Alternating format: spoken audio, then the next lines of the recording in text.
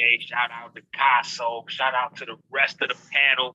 From is in the building, so you know it's getting ready to get. It has to be.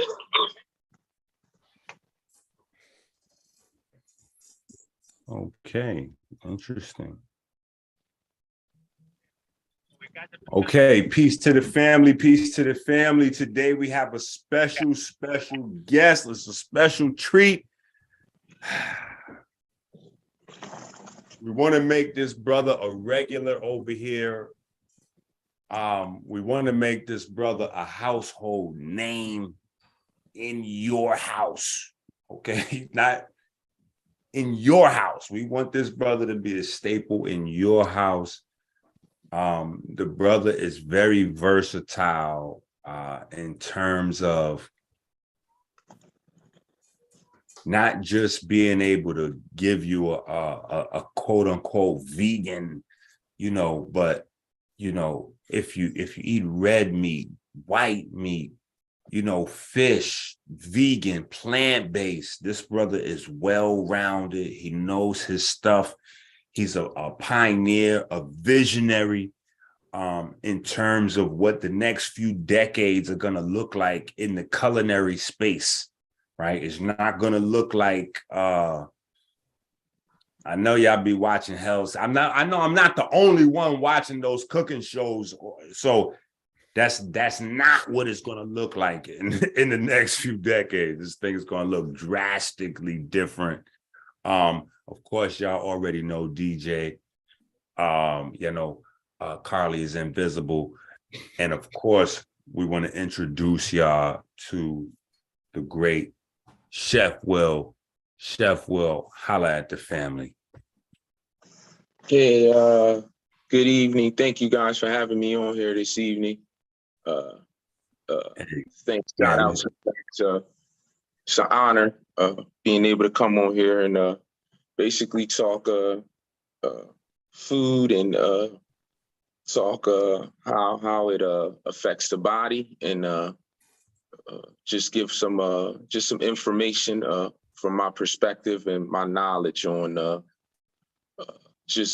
being a chef and being a teacher, being a creator, innovator, and just kind of put some things out there. Dope. So I guess the first place to start is for the people that don't know, how did you get interested in like the culinary arts? Like how, like what, that's not necessarily something that every young man from the community is thinking. Like I'm gonna change the culinary arts space. I'm gonna be revolutionary in that universe. Like how did that come about? Just the culinary art field. Me as a whole. I just had a passion just for cooking. Growing up, we come from a place of humble beginnings. So growing up, I would take different things, ingredients that we would have in the house, and I just would create. But to be honest, it all started from my grandmother. She was the person in the family that did all the food and all the shopping. So I just remember her preparing a lot of different dishes and, just the smells and things like that coming from the kitchen. It just brings back so many memories. And after a while, I got kind of in tune with it and just started creating and just using whatever ingredients that we had, which was minimum in the household. And it kind of, as the years progressed, it kind of just evolved and it just kept getting bigger and bigger. And it just kept transforming as I had a family. And then as I grew, so did my craft, so did my skill set. I further on decided to go to culinary college, and then I just excelled in that. And then I went to corporate America and excelled in that, holding every position that you possibly can have in the culinary field. and then on to starting my own company, the Braai Experience. And here we are today. So yeah, that's what it is in terms of the passion and how it started. Chef Will, before because I for sure want to ask you about what the Braai Experience is. I want to get into that. But when you were speaking and I heard you talking, a couple questions popped up in my head. What is the most difficult thing that you have ever learned to make, and what is your favorite thing to make? It's kind of this question is super dope. And my answer is going to be extremely unique because that's the way, like, how my mind kind of really works with this. Nothing that I've learned, what I say, what has been extremely difficult for me, because the way my mind kind of works, it's all about a feeling, it's all about me seeing it, and it's all about me doing it. I like everything that's like at this point in my life, it hasn't been forever, but at this point in my life, everything that's deposited in me in an artistic form, I just spit it out. It's almost like, so hold on. Now, I'm glad you're saying it like this and it's coming out just like this, because in my mind, I was trying to, I guess, find a way to word what I get when I watch you, because I don't mind watching you do your thing, even if you're making something that I don't like to eat, just because of, we in my house, we food people. We like watching, we into food, you know what I'm saying? But, and my kids like it, you know what I'm saying? They say it's official. So then, it's official. Once my children say it, then it's really official. But it's almost like a hip hop thing with you. You know what I'm saying? It's almost like that's how you express that same energy where somebody would be able to, like,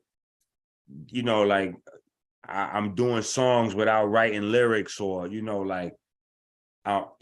that level of creativity and spontaneity is like you transferring that energy from the neighborhood into this culinary space. I think that's part of what your gift.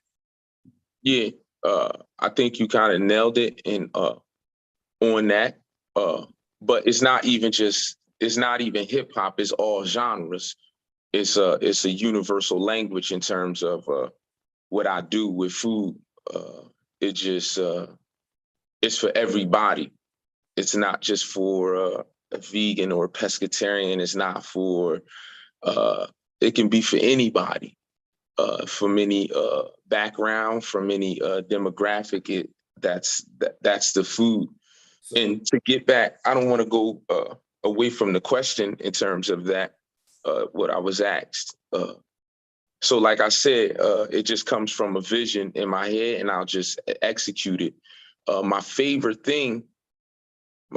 foods to make, I'm a sauce guy. So I like developing sauces and adding little nuances to it. The sauce is like the voice of the dish, I would call it. I don't mean to cut you, but if you would have to classify, because region wise, the type of food style you have, would you say it's American, Italian, or what would you say? It's because you say it's for everybody, right? It's just it's a universal style of food. It has no particular place. It has no particular setting. It's no keynotes. It's just whatever I feel and whatever I see at that point, and that's how I'm going to come with it. Like, some people might try to describe it or put it in a box or whatever they want to do, but the way that I cook is like the ocean. It's free flowing. So it's no particular way where I'm going to say, okay, I'm in here, I'm going to make this and I'm going to make that. Nah, I do what I want. I do what I feel. And that's what gives it that much liberty and space. It just continues to evolve, and that's how my cooking has been. It's continued to evolve because it's no limitations on it. Let's go to this clip right here. get an idea. People can start to get an idea what we're talking about. Okay.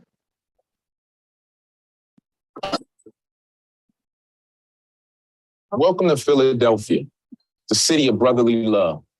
We're outside of Bruno Brothers, and I was feeling extremely inspired. So Philly is one of the places that I come to, with its beautiful art, music, and a vast variety of tradition and culture that you could just dive into and let your imagination run wild. Come cook with me. We're here at the iconic Philadelphia Italian market known as the Bruno Brothers. Since 1939, it's been served in this amazing community. It has 5 locations and they employ about 350 people. I came in here to pick up some fresh produce. I wanted to do a homage of pears and apples and kind of combine it with some amazing wine with a shortbread cookie. And finish it with a little bit of pistachio. Come cook with me, guys.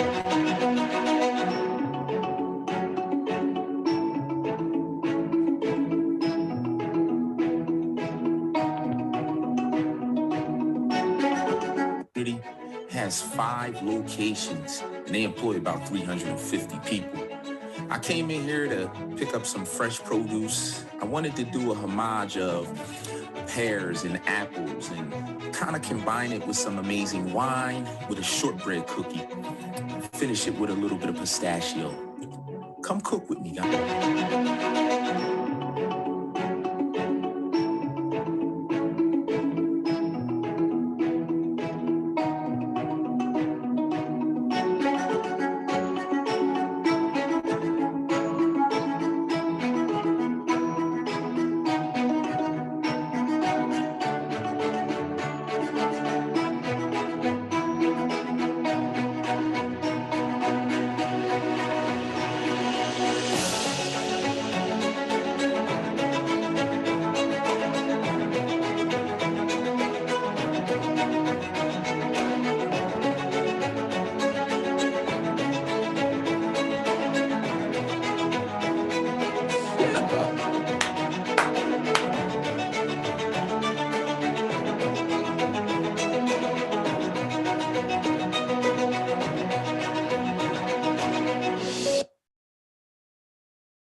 Brother's tough.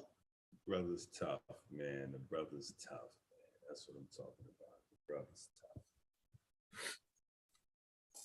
Not like presentation was on point. It looked well plated. I can tell, and I don't cook. I'm so spoiled.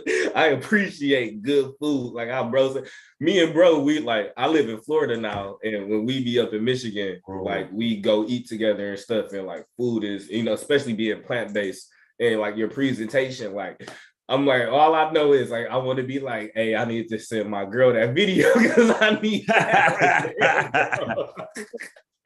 Yo, that's what I'm saying. He's so thorough with it that even if, it might be a meat dish or you don't like the meat dish, or it might be a veggie plate, you might be into meat, but you still gonna, it don't even matter because, you know what I mean? It's so, it's such a wide selection. Talk to us about, go ahead. I was just about to ask him, so is this the Braai experience? Is this what we get in the Braai experience? That's a function of it. That's a part of it. Please elaborate, please.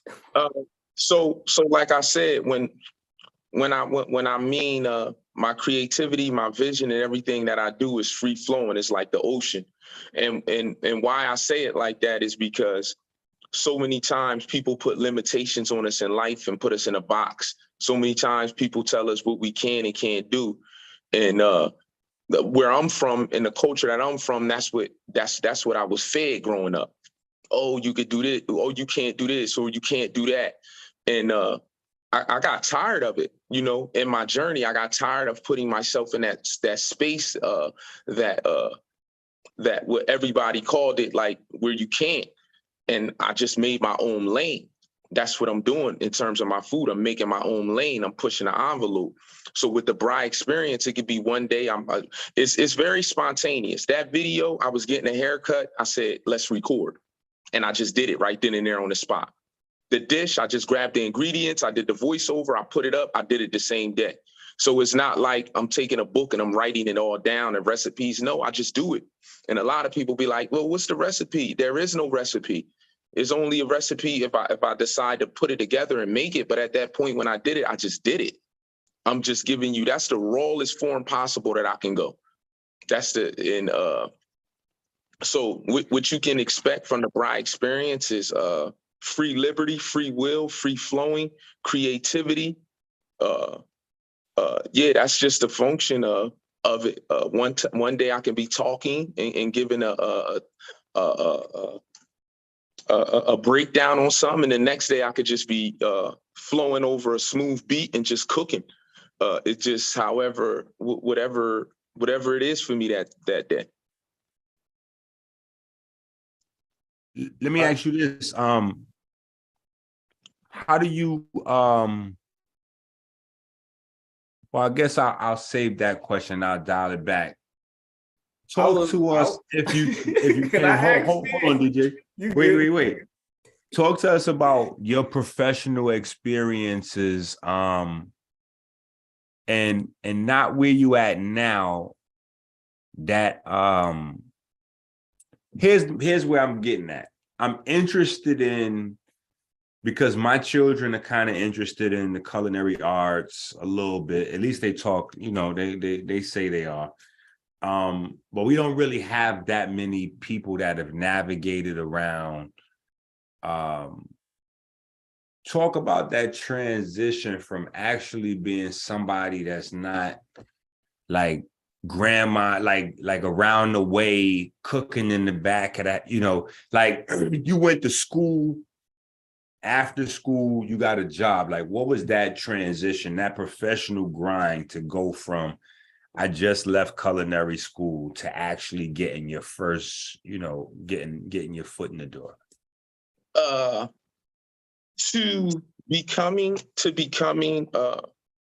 being the person that I am now and where I'm at today, to be honest with you, and this is honest as I can go with it, it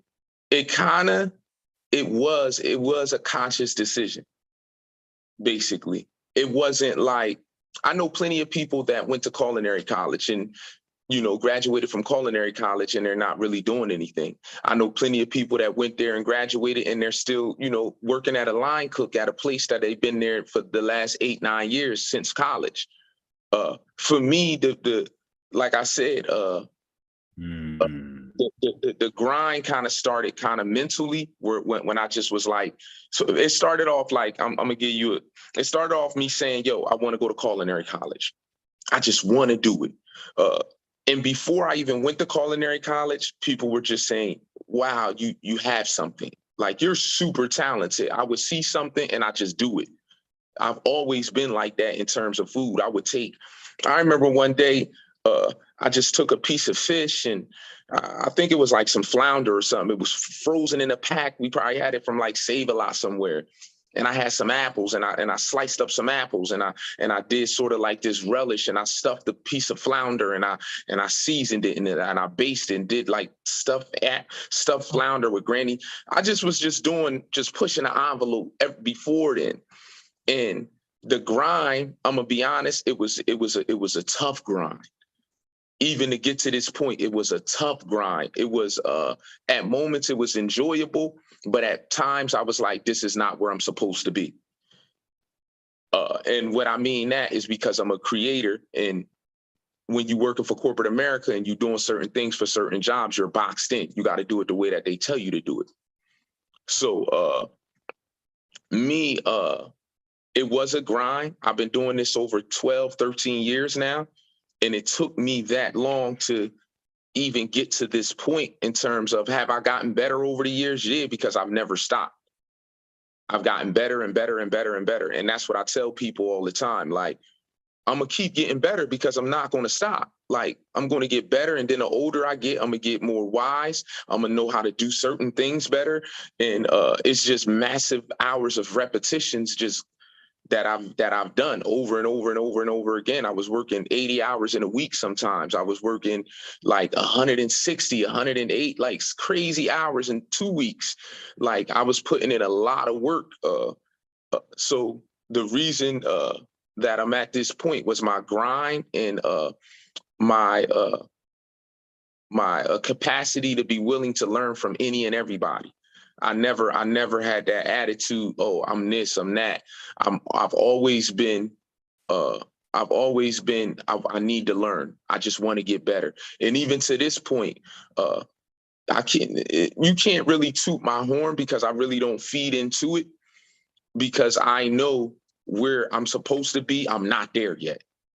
I've never looked at the journey and said, I'm here now. No, I'm always looking like, all right, that dish, what I did is done. What's next?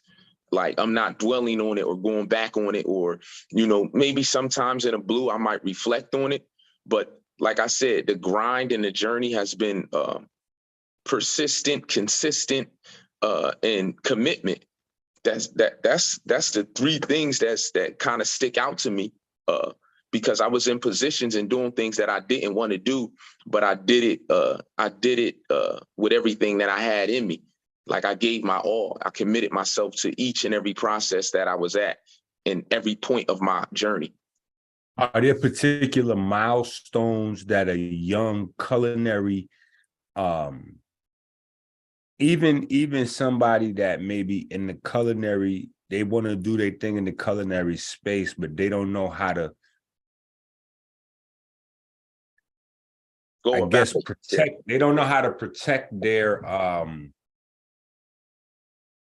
creativity, so to speak? Like, how do they avoid being stuck as the line chef for 8 or 9 years? And that's a brilliant question that you ask, because I'm gonna tell you what happens when majority of people go to culinary college or schools. They have this vision in their head, and 9 times the vision in their head is some TV stuff. They see Gordon Ramsay or these type of people on TV, and they like, oh, wow, I want to do that. And they think of all this money and they think of all this fame and the glitz and glams. That's not the reality. It's just not the reality of it. The reality is when you come out of culinary college, even with a degree, you're going to be doing the grunt work. You're not coming out no college with a degree and saying, I'm executive chef. Being executive chef and getting to that point, it takes a lot of work and dedication. They're not just throwing it to you. Even with a degree, the degree is only paperwork. It's not a trail of solid work in the field of growth and development. It's just what you learned in college, that it does apply, but it doesn't apply to a lot of different things. And what I mean by that is, in college, you learn a formula. You learn a formula to do a certain way. You go to a certain establishment, the formula is totally different. It's the same product, but their formula is different. And you got to do that formula, if that makes sense. So having the culinary skills is still, even though, they got the degree, you go to college for it, listening to what you're saying, it almost sounds like it still functions like a trade where your experience is going to be more important than whatever paperwork you got. Yeah. The paperwork is good to have. I'm not going to hold you. It does get you opportunities. It does get you in the door, but the experience is the best teacher. But I would encourage, I would never say don't go to culinary college. I would encourage an inspiring young person that want to get in the field to dive in, go to culinary college, learn, because the information is key. The information that you learn in college is still key, but you have to get under good studies and good chefs and people that know the field. That way you can learn from them as well and grow. I do have a question for you. So when we were talking about the particular, state of the economy in today's society, and I remember because I used to watch I was the oldest in my family, so I had to learn how to cook young, and I had to, feed my siblings and stuff. But outside of that, I was around a bunch of women, so they all watch cooking shows. So I would watch it with them. And we will see that even in most cases in this economy, it's very rare for a lot of restaurants to succeed. They say 9 out of 10 restaurants fail in the first year of them actually starting up. So, but I've seen multiple food trucks have success. There's the cloud kitchen model now that the man from Uber made. And then there's just like people who actually run successful kitchen models out of their home. So as far as a scalable business model, as far as food in today, what do you see to be most beneficial, dealing in the private or try and scale in the public right now? That's kind of tricky, but I'm like, I would say the private. And the reason why I say the private is because it's no overhead. It's none of that. It's you against you, and whatever you put in, that's what you're gonna get. When you open up a restaurant, is you and a whole staff that you are responsible for. The building, the staff, and everything else that goes with it, all the trimmings. Can it be done? Yeah. Can you be great at it? Yes. All of those is yes. But it's no reward without risk, period. And if you have a vision and you have a dream, do it. I'm the type of person that will never want to deter a person to say, okay, yeah, the economy is what the economy is. The situation is what the situation is. But if it's for you, it's going to be for you. If it's deposited in you, it's truly yours. It is truly yours. And for me, like, I'm gonna be honest, and this is with all honesty, if I decided to say, yeah, I'm gonna go into the restaurant business and start a restaurant, it would be one of the most successful restaurants in the world, because I know what I'm willing to do to get it to that point. And I know where I'm willing to go to push it to that point. So it's really about the individual's mindset. But the most, like I said, if you do it in the private sector, you're not responsible for so many different things. It's just you against you and what you're doing. When you do it as a full organization, it's bigger. So there's a lot of things that's really truly out of your control that you can't control.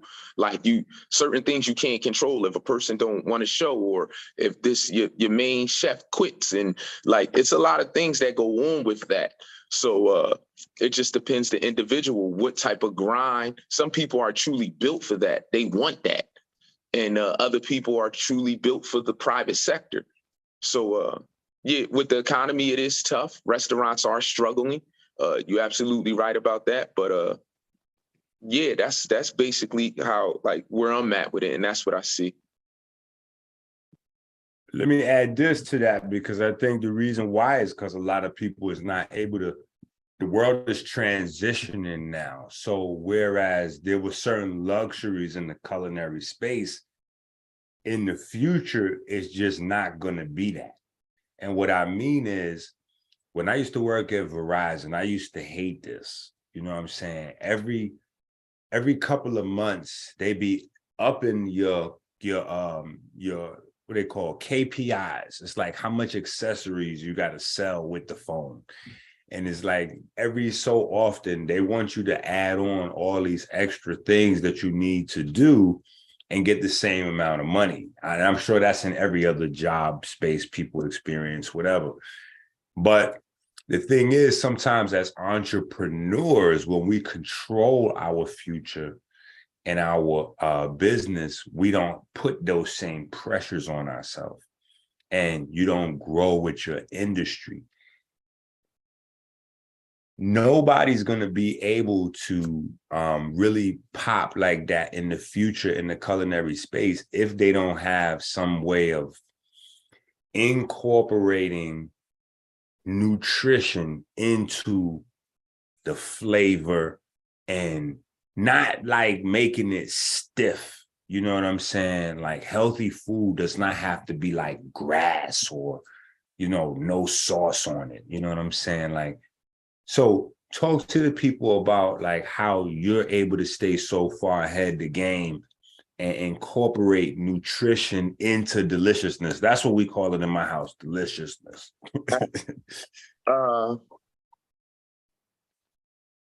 I think, I know presentation is key. My presentation is always going to take everything I do over the top, as well as my culinary skill set. So it's a lot of things that kind of tie into that, to what I do with certain foods and root veg. I make it extremely approachable, whereas though you'll see it and you could be like, yo, I can eat that. I would do that. And to do that is just basically, like I said, it's repetitions. It's just going at it, just consistently going at it. So yeah, what's been able to keep me at that point and pushing is simply me just making dishes that's really familiar with people, but still pushing the envelope using amazing ingredients. What's making it so healthy is that I'm using products such as root vegetables, parsnips, turnips, any type of root vegetable I've used, from yucca, and anything that you could think of down the line in terms of root veg. I've dealt with it. Beets. And I've taken it and I've changed it into familiar things with that people are familiar with. For example, I'm gonna give you an example. You take, like I said, yucca. Yucca, they use it in a lot of African cuisines. It's fufu. They do a lot of unique things with it, and it's very versatile. So what I did with it was I took it and turned it into mashed potatoes, garlic mashed potatoes. It's familiar with people. They can look at it, they can see it, and they can be like, oh, wow, that's something that I can do. And it's extremely healthy for you as well. So yeah. Much better than white potatoes, right? Huh? Much healthier than eating white potatoes, right? Way much healthier. Way much healthier. The benefits in there, good. No, it's a really good carb for your muscles. Yeah. So so a lot of my dishes, if you look at it, I don't think you'll ever see rice unless it's like some black rice or organic wild rice. Usually the base of my dish is some type of root vegetable, because it has a starch content, but it's high in a lot of fibers, high in vitamin K. It just has a bunch of nutrition value, and you can use it as the base of your dish every time, whether if you're pureeing it, you're dicing it up, making it a hash. So I kind of use those complex carbs as the vessel to kind of carry those dishes along.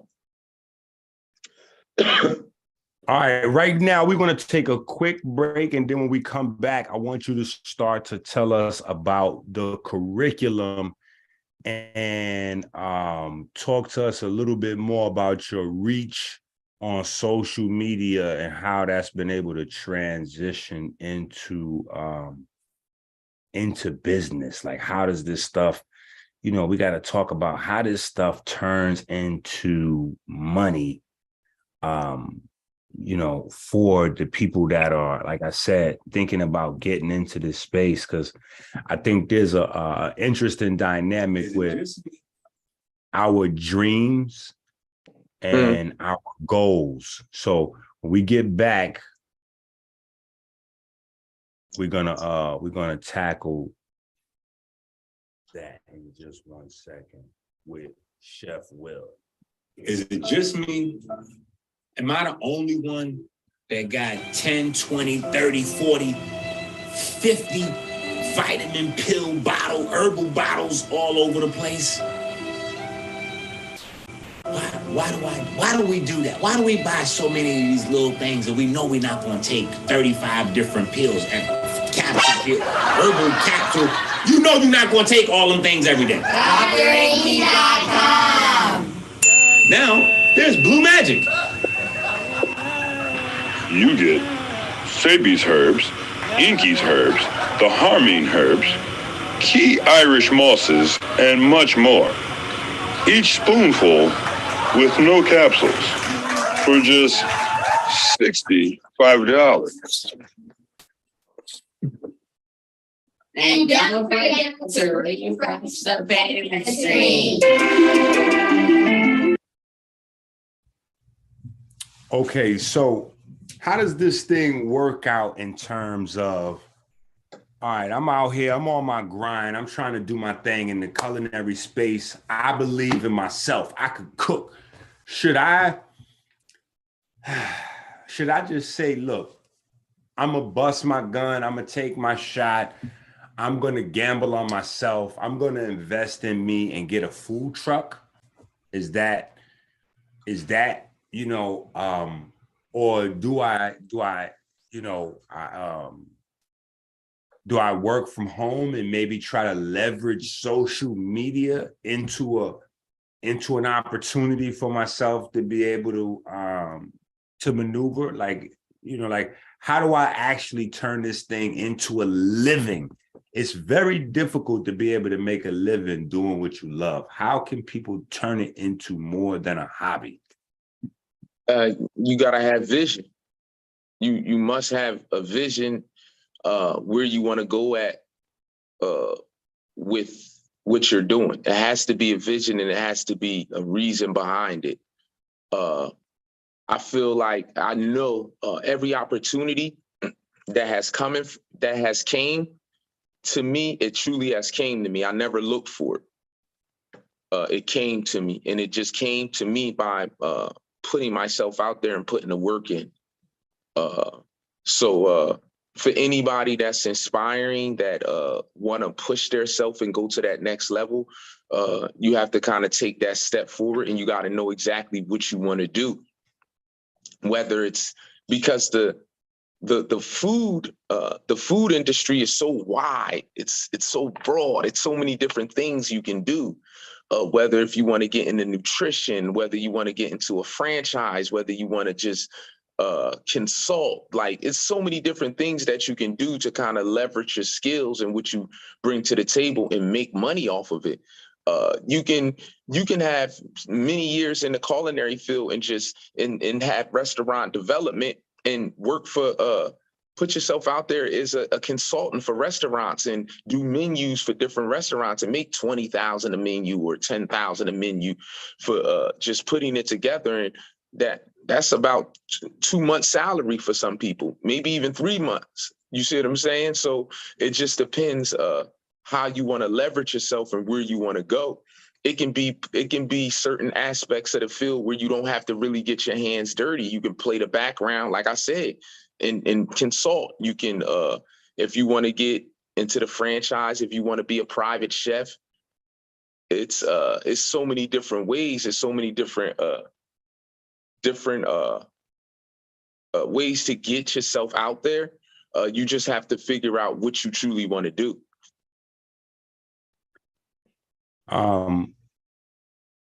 You see where I'm going next. I want you to before you play the video real quick. Yeah. Because bro about to get back into cooking. And we gotta get into what you're offering to the people. I for sure don't want to forget that one particular aspect. But do you have any signature dishes? I'm coming with the real questions, bro. My signature dish is because it's so much that I do. All right, let me give you something like a signature dish that I'm known for. You basically saying, like, let's say, all right. See, hold on. That's where I'm at with this. It's a quick one. These are not long. He do shorts. But this is a dish that people think. Yeah, this is because, and we on the same page. People got to sink their teeth into this. Watch that. And this is a vegan dish. Let's see what happens. Let's go. Let's dice up some onions, shiitake mushrooms, some garlic, small dice, some asparagus tips on the bias, some peppers and fennel, parsley. Now we're gonna build this vegan risotto with our aromatics, Oreo rice, add our mushrooms, herbs de Provence, stock, and nutritional yeast, whisk that together. Get some thick consistency, cashew milk, parsley. Now we're gonna add them asparagus tips, vegan sour cream for some body. Now we build this dish. Very simple and easy. The fennel and peppers on top. And there you go, a finished product. Vegan risotto. Fat. Chill. Bro, I knew it was real the way he rolled the pepper, and then you see how he hit the Knife work is phenomenal. That's why I'm saying I gotta bring this thing back, because I want y'all to see that although the video is short, there's a lot that's being displayed here. Hold on, let's get this closer up onto this.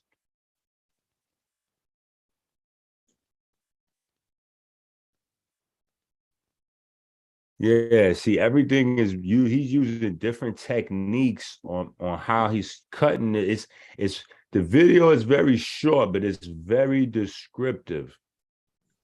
Now, I do have one question. Talk to him.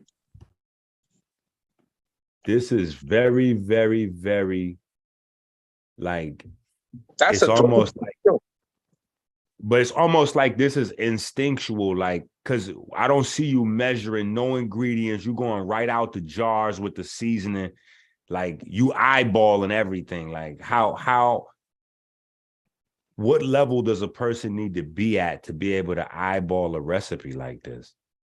Like, how many times would I have to make this and mess it up before I got something that tastes decent? I'm gonna be honest, it's all instinct. It's all instinct and just knowing.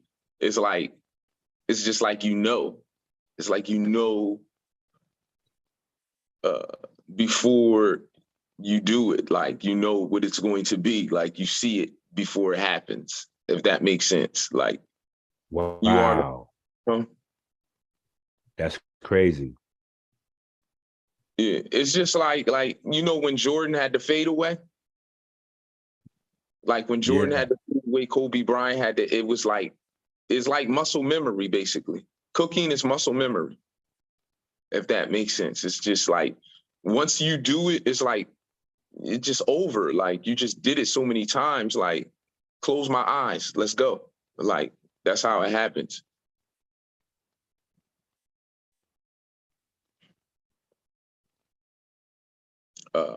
Humbly, it's just, I'm just being honest.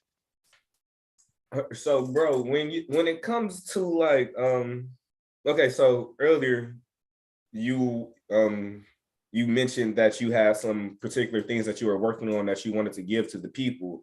So for us just listening to you express and also us watching you cook, could you like give us a breakdown of what it'd be like for you to like possibly teach somebody who would want to come under your tutelage, or like if it's, or do you have any way for people to learn, like any way the things that you have learned? Do you have anything set up like that yet? Yes, that's going to be with the academy. So the academy is going to have a mentorship program along with it. And so this is the thing. Everybody has their per se style of cuisine or cooking or whatever it is. The academy is basically going to give an inspiring chef that has skills or, that's trying to get to that level, the information about certain fats and carbohydrates, and allow them to keep their same style and basically implement these principles with their food. So it's about like you take a product like vegetable oil or canola oil, and then we talk about a higher end cold pressed fat like extra virgin olive oil or a cold pressed avocado oil. Now you're changing the whole trajectory and the dynamic of that dish through these fats. That's what the curriculum is really going to do. And it's basically going to just help those chefs, because what happens is the way the world is going, people want to be edified and they want to eat healthier. They just don't know how to. So if you make soul food and you're able to turn that better and you can make it a little bit healthier, it gives people a more reason to say, okay, all right, I can do this healthier. It's just about the information. It's not about, like I said, and I'm going off. I don't want to go off of the question, but So basically, people want to eat healthier. They just don't have the information. So when you give people that option and let them see that, oh, you can do this dish and still be healthier, it's kind of saying, okay, I'm not bashing what you're doing. I'm not pushing you away from what you're doing. I'm gonna meet you right where you at, but I'm gonna give you some key tips to take this dish to that level and make it a lot more healthier for you. And that's what the curriculum is really designed to do. It's just to meet people where they at, because overall you want to get people, you want people to be healthier, and you want people to be more mindful. And it's to spark that fuse in their head to say, oh, okay, maybe I will make this conscious decision to do this. And once you spark that fuse in their head, it makes people seek out more information. It's just like somebody that's going to the gym and they start working out and they seeing results. And now they're getting more in tune with it. They're seeking it out more. They're changing more things because now they're seeing the development in their body and they like, oh, wow, I want to do more. It's the same thing with eating. It's the same thing with putting better products into your body. People really, truly want to do that. They just don't know how. Can you give us a story in your career so far, a story? And when I say a story, what I'm talking about is a moment that you had to have like self-reflection that it was like, oh, wow, like people really take what I'm doing serious. Like, for me, it was, I guess, the first couple of people that were like known, like celebrities or, that took me serious enough to, hire me or to get me on their team, their health squad. Do you have any stories where you were like blown away that this level of person or that level of person was interested in you being like their teacher or their mentor or their cook, or a high level restaurant that you thought wouldn't have been paying you no attention, brung you in for a menu project or something to that effect? Where it clicked and said, I have something. Yeah. It was, well, it just kept happening periodically through my journey. Like I would have people say, but I ain't really never paid no mind for some reason. I'm like, yeah, okay. But I had this high profile person come to me and they was like, you got something special and get ready. And I wasn't even doing any social media stuff like that. I was meal prepping. I was literally meal prepping. And this person just was like, yo, get ready. And they was mentoring me for a little while. And they were trying to teach me certain things, but I didn't really gravitate towards it until later on. But that was kind of that was something for me. And then I had like certain people just that was in position, people that was truly in position that was doing things, and they was just saying like, wow, this is special. Like you have something special. But at the same time, I had people mock me and laugh at my stuff too. So, but 9 times out of 10, when somebody does that, they're not really doing much. No offense, but usually when somebody try to tear down something that somebody is doing that's uplifting somebody, that's positive, and that's very coming from a pure place, and somebody tries to tear it down, they're really I don't know where their mindset is at that point, but it's not a great place. So yeah, that's it. I wanted to ask, do you feel like the love and the hate, do you feel like that puts a battery in your back to be great? Like even people telling you that you're special, like do you feel like now you almost have a responsibility to be this special individual? I have a responsibility to truly be who I am. and the people that have gravitated towards me, it was because of that. Because I was doing nothing but being who I am, and just living out my passion, living out my a part of my purpose. And I do, to go back to your question, I do have a duty and I do have a responsibility to the people that follow me, to the people that I don't even know that look up to me, to the people that love my work. I have a responsibility to go out there and put my best foot forward, because that's how that's my presentation. That's what I projected to people, to the universe. That's what I'm projecting. So it's my job. So I'm very mindful every single day. Like, okay, how do I put my best foot forward and be better than what I was yesterday, and put it in motion in today? So they have been the driving force behind the brand. They have been the driving force behind what I do. The people, because now I'm getting people that saying, I lost 130 pounds because of you. I've been following you for 2 years. And when I hear stuff like that, I'm like, huh? I was like just putting up meal preps and things like that. And sometimes we don't realize it be the smallest seed. It'd be the smallest thing that we do that will impact a culture or impact just one person. It's the smallest things that we do.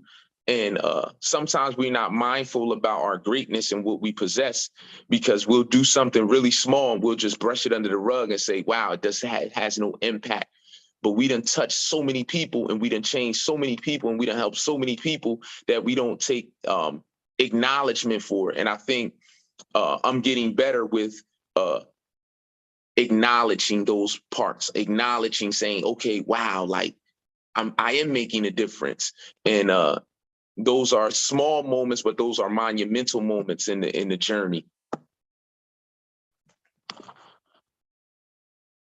Is there some can you leave us with a dish today? I think we need a dish today. Can we get a dish? Even that vegan risotto. Can we get like the exact recipe on that vegan risotto? Like, can we we might want to try to duplicate that at home for the family, like.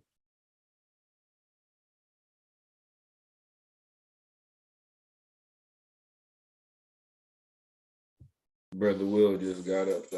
He moving about. Looked like he possibly was moving towards the kitchen. Oh man, yeah. So Will might have some technical difficulties. Man, his mic's still open. His camera just dropped off. We've been on for a good minute though. Yeah, about an hour and a hizzy.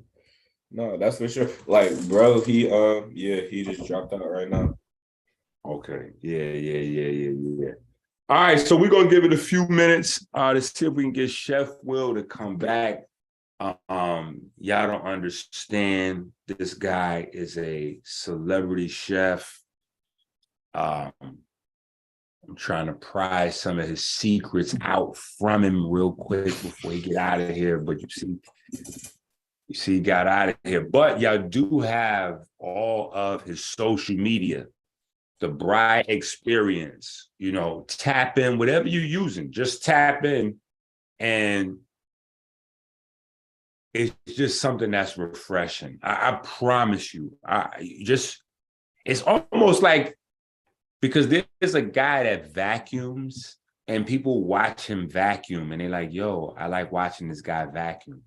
There's really no way to explain why the guy that vacuums, like he plays music while he vacuums. He got mad people watch his platform. Like he just vacuums and he cleans up and plays music. But the thing is, some of these things, like we getting in the technological world, I think there's some spot in our part of our brains that seeing certain things done, naturally, you know what I'm saying, like a certain way, like it, so yeah, just tap in with the bro, and grab those little 1 minute, zap, even if you don't go in your kitchen and put something together at that level, you know, it still inspires me to go make a dish or go to the supermarket, even if it is, even if it just inspire you to go to the supermarket and eat something different. Like, don't eat the same thing that's in the fridge that you had 1,000 times already. Go get something different. If you're eating a lot of greens, go get you some yellows and some reds and some purples. You know what I'm saying? Like, just switch it up somehow. Do something different. Have a different sauce, you know. I need an Apple thingy made, bro. That's what Bro, that was insane. And he'd be putting these clips together. They'd be 1 minute. I'm like, hold on. I'd be following, and then it's like he'd just hit you with a crossover real quick and then you somewhere else with it. Like, around TikTok be making it look like it's so simple. I applaud the people who cook, because I love to eat and I hate to sit in the kitchen. Back, my phone went out. I'm sorry. oh, okay. We got Chef Will on the line. We about to wrap it up. Okay, my bad. My phone, my phone went out. My apologies. He can say the recipe over the phone though, but he good. We ain't mad. Yeah, no. We got over an hour out you. I mean, you can come back on. Come on, because we really want to try to get this recipe about you. Yeah, like send me the link again because I can't find it for some reason. Okay, I'll send it right here to this number. I say a little patience ain't never hurt nobody. You act like you ain't never had to wait to eat before. Man, for real. Bro, oh my God. My baby was like, this was like his first Thanksgiving. Boy, he do not like it. He do not like waiting to eat. He was like, eat. Oh, this is a treat right here. Everybody gotta stay tuned, stay patient. Listen, this is an opportunity right now. Actually, we're going to take a break and we're going to let everybody go and share the video. Is it just me? Am I the only? Please So follow this is Bro the social time. media too. His TikTok and his Instagram. No, there you go. we're going to definitely do that. Everybody, grab the link to this video, put it on your Facebook, YouTube, TikTok, share, thumb up, all that. Let's get this out there. This is what we got to do, family. We have to gather around our talent and our geniuses. Genius lives matter, and Chef Will is a genius. We for sure need you. We need him to come back and let us know when he dropped the classes. I know a couple of women I got to send to his classes. Fight and kill battle, herbal battles. You guys hear me? Mm-hmm. Yeah. Why do we do that? Why do we buy so many of these little things? We know we're not going to take 35 different pills and gotta get herbal capsule. You know we're not going to take all them things every day. Now, there's Blue Magic. You get Sabi's herbs, Inky's herbs, the harming herbs, key Irish mosses, and much more. Each spoonful with no capsules for just $65. And don't forget to refresh the vending machine. Okay, we are back with Chef Will. So, Chef Will, we really trying to press you, champ. I can't even hold you. We trying to press you for this vegan recipe. What you got over there for us, champ? You said for a vegan recipe?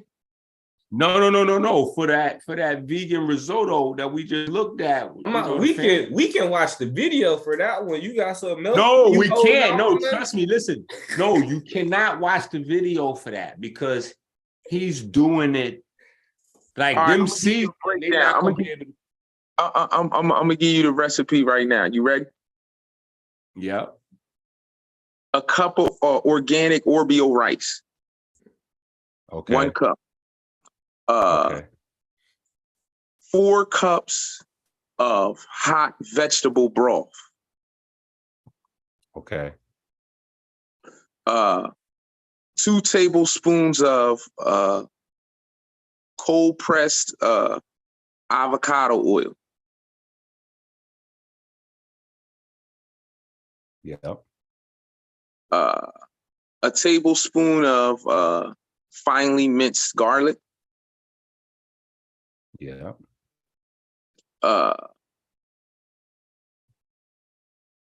2 tablespoons of fresh parsley minced.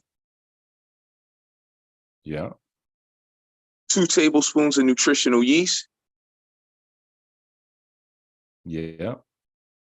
A 1/4 cup of fennel, finely sliced. Yeah.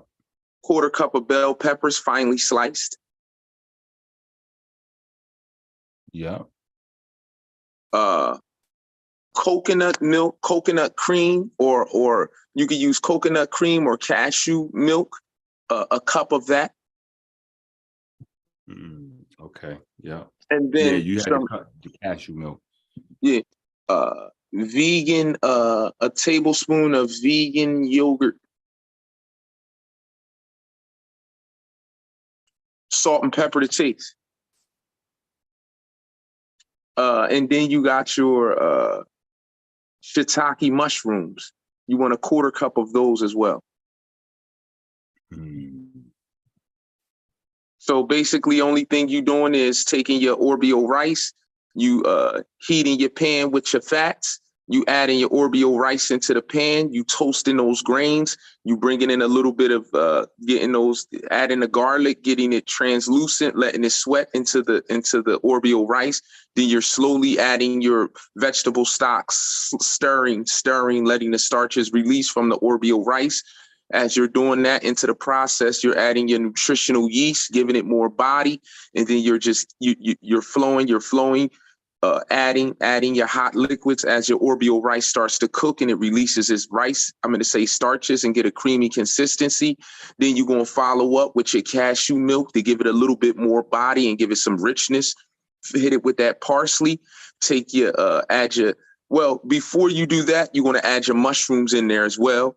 Let the oils and the liquids release from the mushrooms and flow into that Oreo rice, and then it's going to start getting a nice creamy consistency.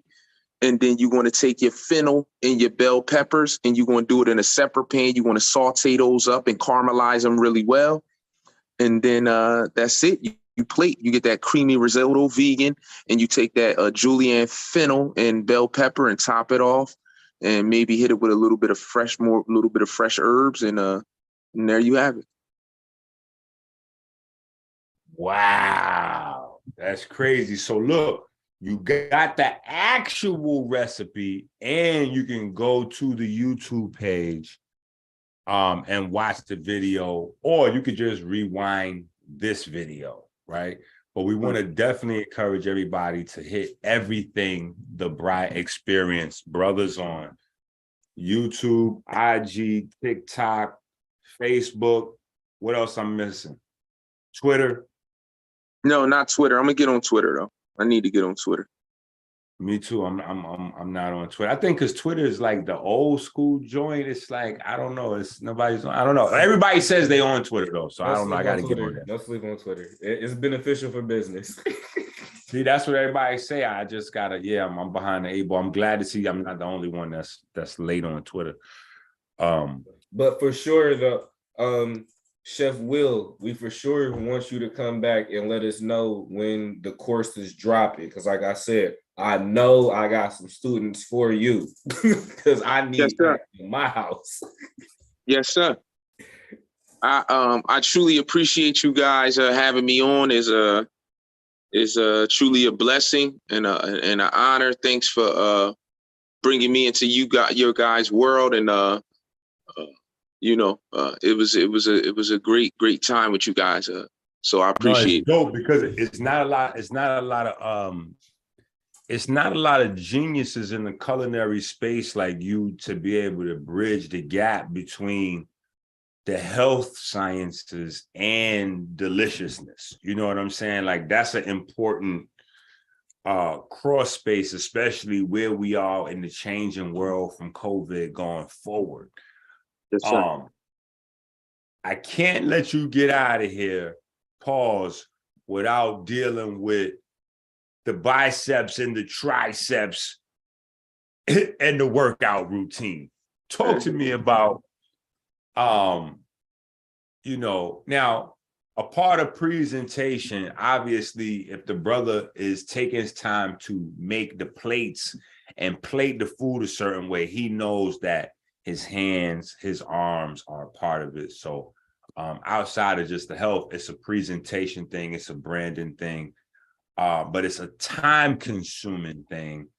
And a lot of times, I switch hats from being a naturopathic doctor to a personal trainer, et cetera, et cetera. A lot of times people, their excuse is time. How do you manage time? How do you incorporate what you're doing, A, for yourself into what you're doing, but then B, for people that are athletic, that want help, or people that may be athletes, or people that just want to lose fat, build muscle, et cetera, et cetera. Walk us through all of those things, take us through some of that. In terms of making time for yourself, because that's what it is making time for yourself. You have to kind of carve it out. You have to kind of take it. When it comes to your nutrition, when it comes to your health, you got to literally take it, because time can get really swallowed up really fast. So it's just about like scheduling it a part of your day, whether it's 30 minutes, whether it's 40 minutes, whether it's 20 minutes, getting it in. I find time in the morning to get a couple hundred push-ups in, a couple hundred sit-ups in, a couple, 100 pull-ups, and, shower and get my day going. I might find time in the evening, but it's all about you making that time. It doesn't have to be hours. It doesn't have to be, it can be 20 minutes. It can be 15 minutes, but it's about being consistent and carving out that time and making sure you're putting the proper things in your body, because the working out is just a small piece of it. The nutrition is key in terms of getting your body to where you want it to be.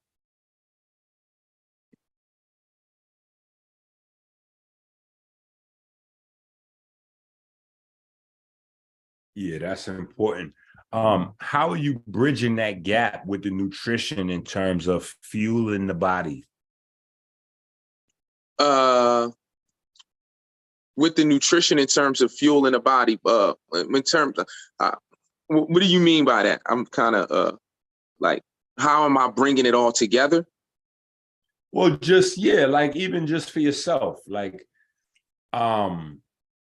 because we see the attention to detail in terms of putting it together from just a culinary, but how are you, like putting it together? For instance, you got the demand of your regular life, your regular family, whatever you do, social life, but then you got your business, you got your branding, you got your marketing, you got your workout. All of that has to be powered by, your nutrition. How do you incorporate that? Like, how do you feed you? So how do I feed myself? I make sure it starts in the morning. As soon as I get up, it's a deep meditation, and then I'll go into a hot tea. I always do a hot liquid in the morning just to like get my body going and break up any mucus or anything that was in my chest. After that, I'll go into, get in the shower, getting myself together, and then I'll have a smoothie that I make, and I kind of like sit it out to bring the temperature down, get it like at room temperature, and then I'll drink that.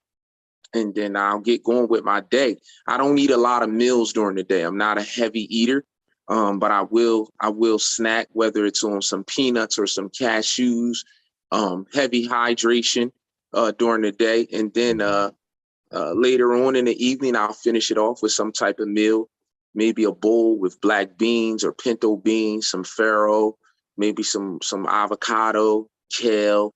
It just depends what I'm feeling at that moment. So I'm constantly fueling my body. But for me, because my schedule is so vigorous at times, it's about picking your spots and understanding what you're doing that day. And you got to definitely make sure that your body's fueled. What's the worst thing that you eat? That's the worst thing that I'll eat. Like for me, for instance, for me, and I'm not ashamed to say it. But I will say this: I made it through a whole Christmas without one Oreo. I didn't have one Oreo cookie on Christmas. But that's I eat Oreos. You know what I'm saying? Like I like Oreos. So yeah. So you saying what's the worst thing that I'll do during my regimen or my day? What's your vice? What's your vice? Oh, not eating enough sometimes. Not putting enough in my body. Ignoring your body. Yeah, when I'm on go mode, sometimes I can do that sometimes. I'm not really big, like I'm just not I'm very strong-minded when it comes to certain things, especially when it comes to my body. So I'll look at it and I'll be like, that ain't it for me. So I can literally go, I'm to a point where I kind of trained myself to really go like, oh, I can go without eating a lot or certain things at certain points when I'm in the grind. But it's very important. I encourage everybody to really fuel their body and put the proper nutrients in day to day. I don't subscribe that to anybody. It just happens sometimes when I'm really focused and locked in on things. I'm guilty of the same thing. You understand what's important throughout the day. And you also, like how you said, eating heavy makes some people lethargic and you don't want to be tired. You know, you got business to handle. So you snack versus banging meals. But I get it. And I'm guilty of the same exact thing. No, let me tell you, I actually did a large report on that. It's it's long-winded, it's lengthy, but your body has ways of producing energy outside of food, you know, so, and it's stimulated by your neurochemistry. So when you lock in and you have certain energy, you know, your body will facilitate the drive to be able to help you accomplish what it is that, you know. Our reward system is built around survival. So when we get into the quote unquote zone, like that's a part of our biochemistry. That's a part of our brain and our setup so that we learn to repeat certain things. So your body has internal ways to produce ATP or energy without, you know what I'm saying, food. So we tap into that other frequency, that other echelon of working and focus. You know, the body takes care of itself. Well, Chef Will, is there any closing words that you want to leave with the people?